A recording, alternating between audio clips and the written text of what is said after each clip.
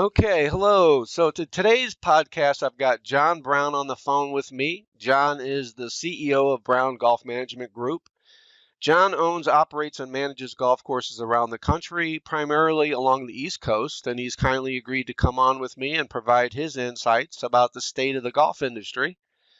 So, hey, John, how are you? I'm doing excellent. How are you, Dale?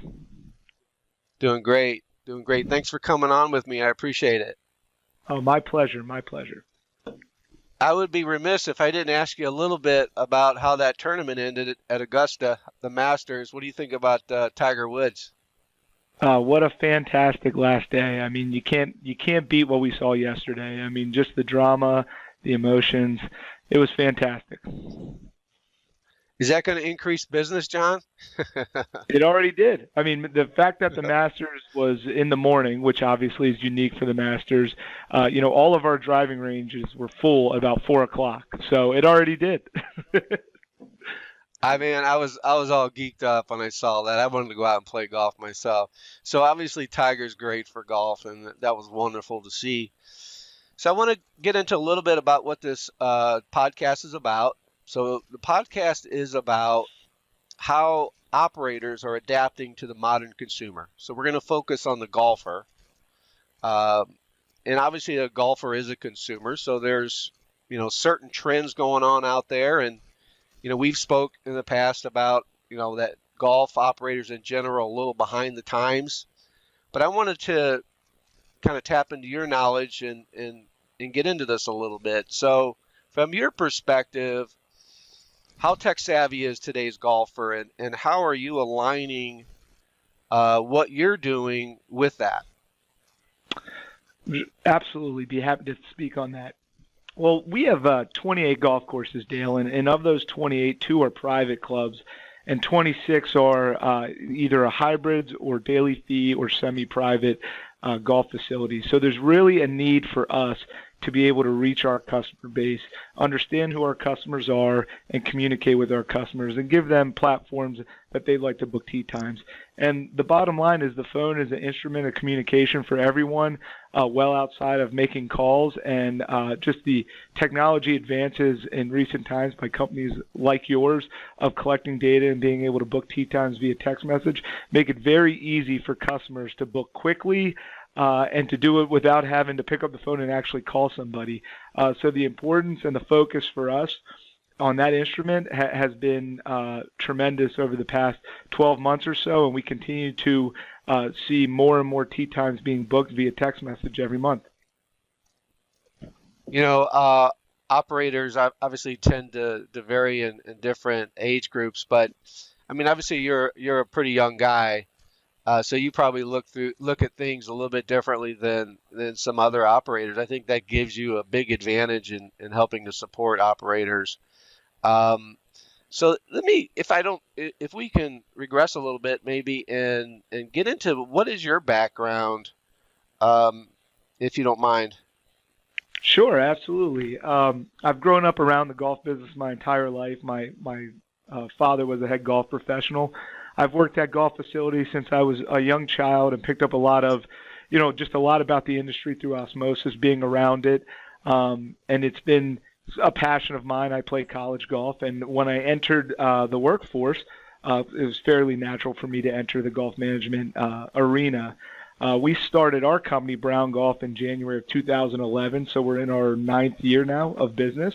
And before that, I spent 7 years with Troon Golf, and my background as far as golf with those two companies, but spent a lot of time just in the Northeast private club world as well, just working as, a bag boy, worked behind counters, worked in accounting offices, and then just really have seen the industry come full circle in the last 20 years or so.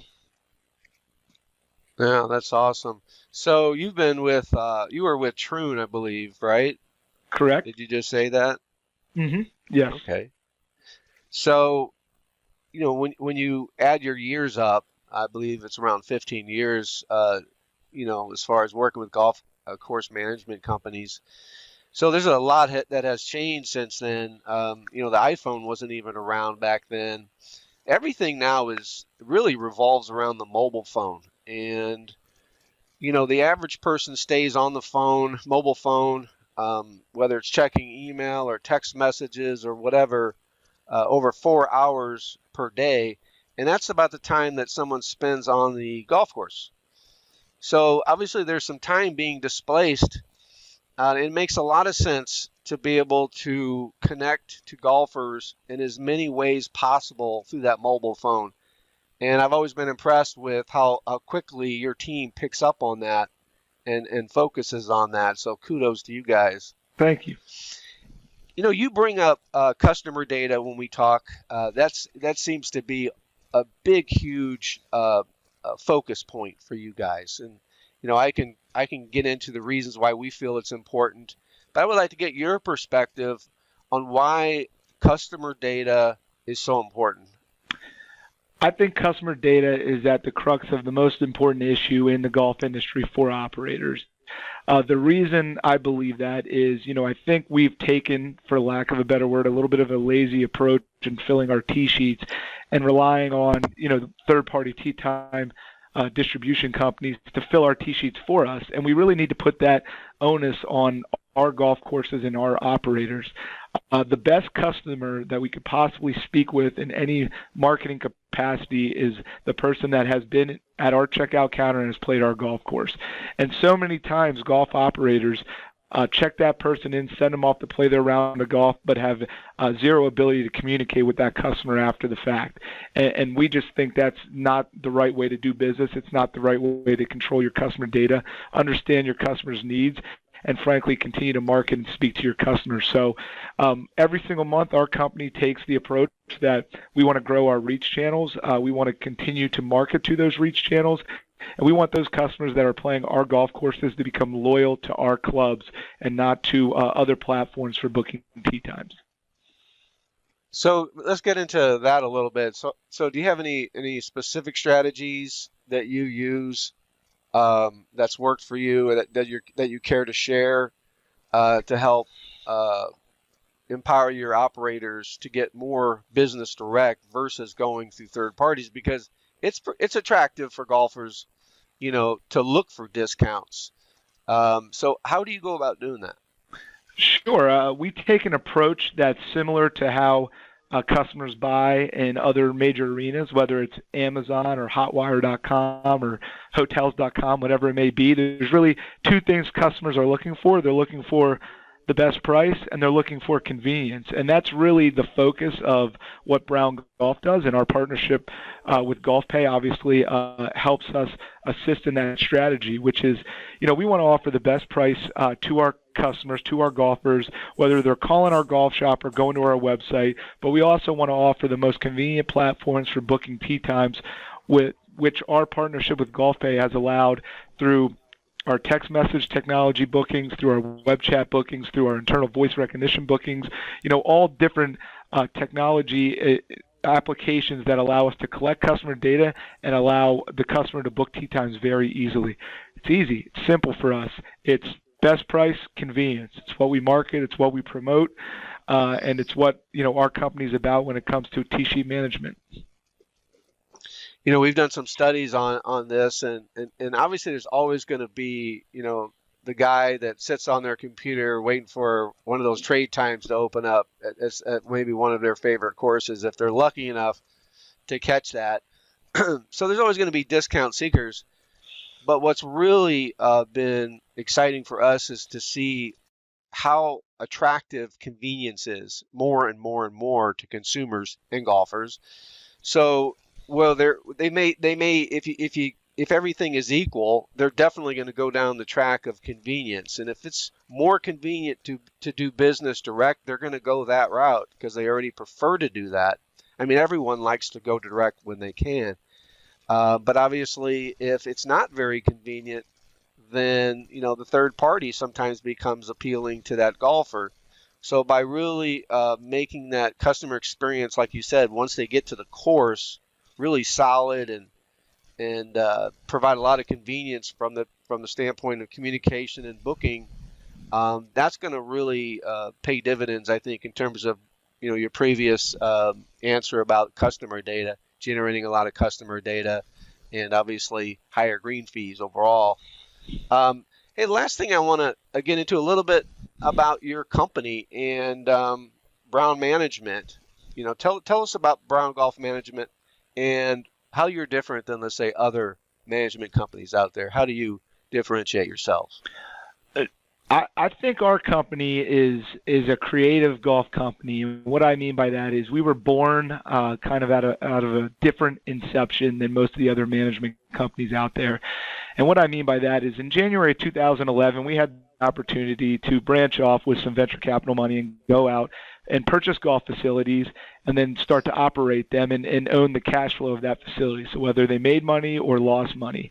And because of the nature of how we started as a company, it wired us a certain way. And profitability and understanding your average dollar per round, understanding your rate channels became essential. We wanted to maximize those areas. And at the end of the day, if a golf course is not able to self-sustain, meaning able to make enough top-line revenues, able to reinvest back in itself, something bad's going to happen to that course. Whether it's it's going to drop its pricing to a point that it doesn't make enough money to self-sustain, whether it's going to start spending less on the conditioning of the golf course, whatever it may be. If a golf course can't self-sustain, something bad will inevitably happen to that golf course, and we just fly in the face of being willing to just manage facilities without thinking about it from an owner's perspective. It's vitally important that golf operators focus on cash flow and that golf operators focus on profit margin. And our portfolio as constructed today, we have 28 golf courses, 20 facilities. Half of those facilities are vested facilities where we have a financial interest in and own the cash flow. Half are third-party management. But there is no difference between a third-party managed facility and a Brown Golf vested facility. And my goal is, okay, how do I create an environment where I can grab the customer's information, make it easy for them to continue to come out and play our golf courses, give them wonderful conditions, wonderful service while they're there, and then be able to remarket that to that customer. And that is our focus. So we do that in all areas of our business. But just to give an example of how I look at our interaction with the customer, if a customer can quickly hop on their mobile phone, attach a credit card to some of our technology, book a tee time, mobily check in, not even have to come into our golf shop and go right out to the first tee, have beverage cart service in great conditions while they're out on the golf course, and they can leave quickly at the end of the round, and then we can remarket to that customer in the future because we collected their customer information. I think it's been a great transaction for both sides, and that's really what our focus is. Yeah, that's excellent. I mean, obviously we've had a relationship since before the beginning of the year. I believe was it last year? Yeah, about. Is that when we started with you guys? How many golf courses do you have on our platform now? Probably 16 of the 20 facilities, and we'll add the other 4 at this point. Yeah, we've always been pretty impressed with your team. The way we look at management companies is we believe it's almost imperative for operators to align themselves up with a management company. And when I started in this business, I never would expect to have that thought process. But I believe there's such a gap between where operators are in terms of mindset of where the consumer really is.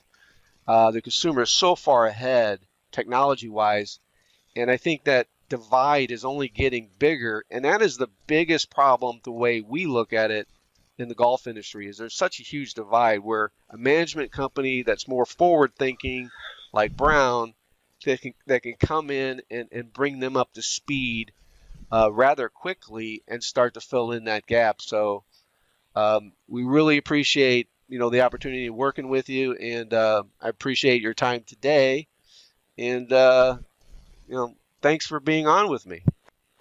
Dale, it's been my pleasure. If I could just expand on the management company information there. The one thing I do think that management companies can do is interpret all the data for golf course owners.